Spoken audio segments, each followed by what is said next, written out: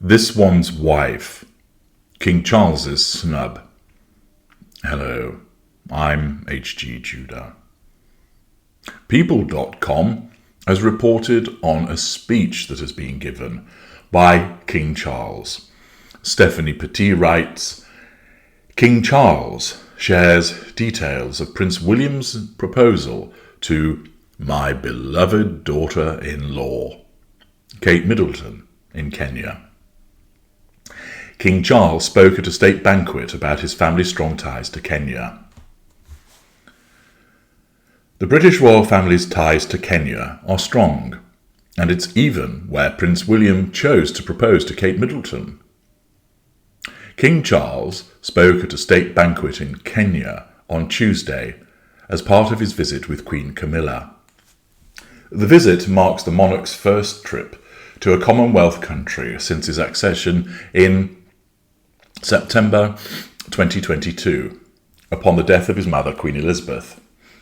In his speech, he recapped some of the memories that his family members have in the African country. It was here, in sight of Mount Kenya, that my son, the Prince of Wales, proposed to his wife, now my beloved daughter-in-law, King Charles said, recalling the 2010 engagement. The news of the upcoming royal wedding was made public a few weeks later, and William and Kate sat down for their first joint interview and spoke about how the proposal came about. As every guy out there will know, it takes a certain amount of motivation to get yourself going, Prince William said. So I was planning it, and then it just felt really right out in Africa. It was beautiful. Although they met as college students years earlier, the proposal still came as a surprise to Kate. It was a total shock when it came, she said, during the engagement interview. There's a true romantic in there. In January 2020, Prince William spoke again about why he opted to propose in Kenya at a Buckingham Palace reception, celebrating the relationship between the United Kingdom and Africa. The African continent holds a very special place in my heart, William said, as Kate watched. It is the place my father took my brother and me shortly after our mother died. And when deciding where best to propose to Catherine, I could think of no more fitting place than Kenya to get down on one knee. Prince William and Kate, both 41, got married in April 2011 and welcomed 3 children, Prince George 10, Princess Charlotte 8 and Prince Louis 5. King Charles 74 named his son and daughter-in-law the Prince and Princess of Wales one day after he became monarch. At Tuesday's state banquet, King Charles also recalled Kenya's historic place in history when it came to his mother's accession. Queen Elizabeth was to be a relaxing wildlife watching stop in Kenya during what was set to be a long tour, while her ailing father, King George VI, rested back home in England. But everything changed on February the 6th, 1952, when George died in his sleep, making his direct heir and elder daughter the new monarch at age 25. King Charles said, "It is well known, I think, that my dear mother, the late Queen, had a particular affection for Kenya and the Kenyan people. She arrived here in 1952 a princess, but left as Queen. It is extremely moving to read her diary from that visit, in which she wrote that she did not want to miss a moment of Kenya's extraordinary landscapes. I really cannot thank you enough for the support Kenya gave her through that difficult time." 10 years later, my father, the late Duke of Edinburgh, attended the celebrations of Kenya's independence, Charles continued. To mark the occasion, Her late Majesty wrote to President Jomo Kenyatta to convey her sincere hope that, with God's guidance, Kenya would prosper and that her people would have peace and contentment in full measure. It meant a great deal to my wife and myself that in our coronation year, our first state visit to a Commonwealth country should bring us here to Kenya, King Charles said. We both take considerable pride in renewing the ties between the United Kingdom and Kenya, a country that has long held such special meaning for my family. He then said in Swahili, "Today, I don't feel like a visitor."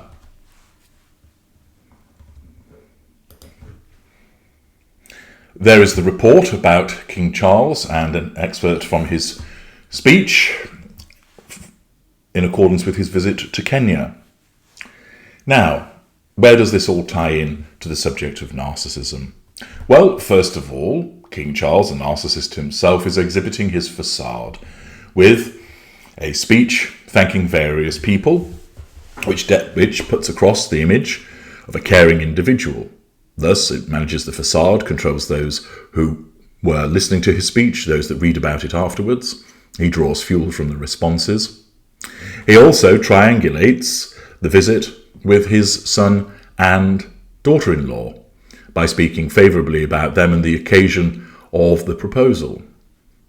Accordingly, once again, King Charles is motivated by the prime aims that cause him to give this speech in the terms that he does. But what about this one's wife? This speech is problematic for her on a number of levels.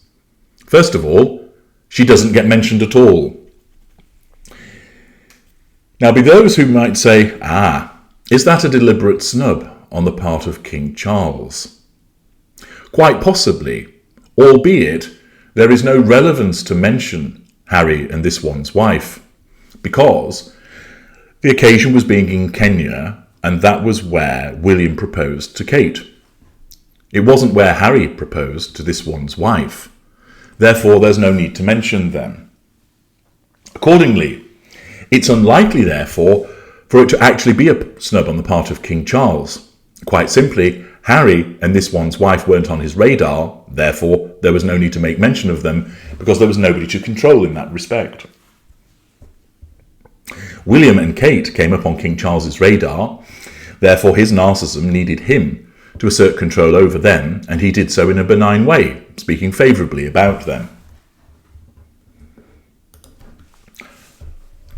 Anybody else would look at this and would think to themselves, well, the reason you didn't mention this one's wife is it was nothing to do with you. The engagement was between between William and Kate. This took place in Kenya. Charles was reminded of them because he's in Kenya, that's why they were mentioned. It's not a snub of you. But that won't wash with this one's wife. You see, as a narcissist, she has to be the centre of everything. And even though it's not relevant, that doesn't matter. Her narcissism will put that to one side.